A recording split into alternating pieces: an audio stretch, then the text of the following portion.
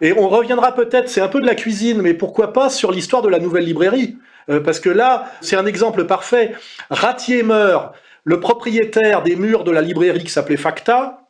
veut multiplier par 4 le loyer parce qu'il est de la communauté. Et en même temps, Ratier, avant de mourir, se rend compte, après avoir fait un tour de table de tout ce qu'on appelle nos milieux, que les seuls qui peuvent reprendre faits et documents, c'est égalité et réconciliation. Ce qui est quand même incroyable, parce que le type est quand même un mec issu de l'extrême droite païenne, etc. Et il faut le dire, à un moment donné, les cartons sont portés par des jeunes maghrébins avec des noms musulmans. C'est-à-dire qu'à la fin,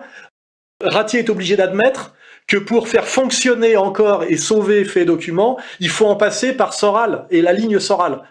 Voilà, qui fait d'ailleurs qu'aujourd'hui, on a par exemple Youssef qui est ici. Et ça, c'est quand même, c'est très flatteur pour nous. Et derrière, il y a l'idée qu'il faut racheter une librairie, enfin changer de librairie.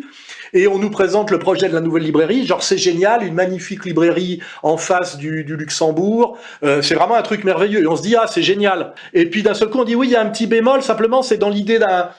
d'une réconciliation nationale, parce que c'est mon terme, tu vas coexister avec éléments, bon je dis bon élément, bon à la limite c'est pas méchant, puisque c'est une ligne historique, culturelle, bon qui sent un peu la poussière, et puis Ring, et là Ring c'est directement Israël quoi, et là moi je dis non, et je me rends compte qu'en réalité on est en train de se faire baiser.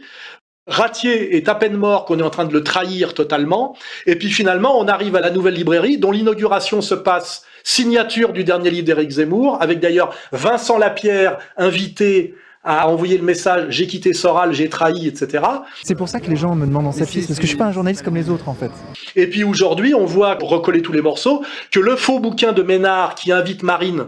à se retirer, parce que c'est déjà une menace.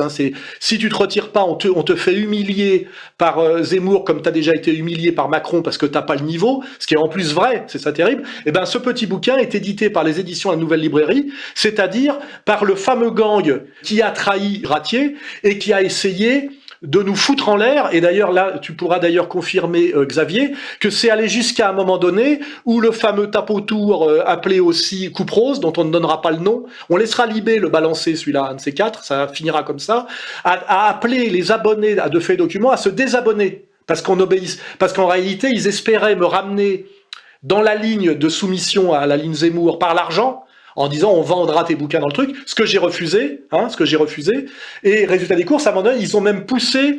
en contactant les abonnés, à se désabonner à Faits et Documents. Ce qui veut dire qu'aujourd'hui, on fonctionne sur les gens qui sont restés abonnés et sur les nouveaux abonnés. Voilà, donc on est vraiment là, dans des gens qui ont trahi Ratier, qui sont en train de marcher derrière un type dont la fonction historique est en fait de les liquider, et qui d'ailleurs, pour les liquider, sera obligé d'en appeler quelque part à l'aile gauche de la communauté, qui balancera sur eux ce que finalement personne pour l'instant n'avait jamais balancé. Et le jour où ils vont se retrouver balancés, parce qu'ils représentent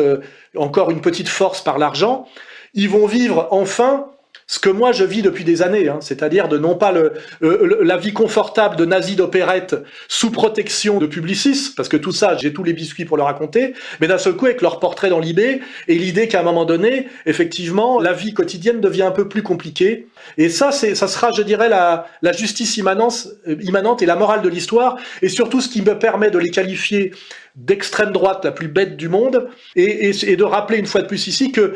quand ces gens-là parlent de nos milieux, ces milieux-là, je n'en ai jamais été, je n'en suis pas, et même Ratier, qui était quand même le meilleur d'entre tous, avait compris que ce milieu-là, c'était de la merde. Voilà.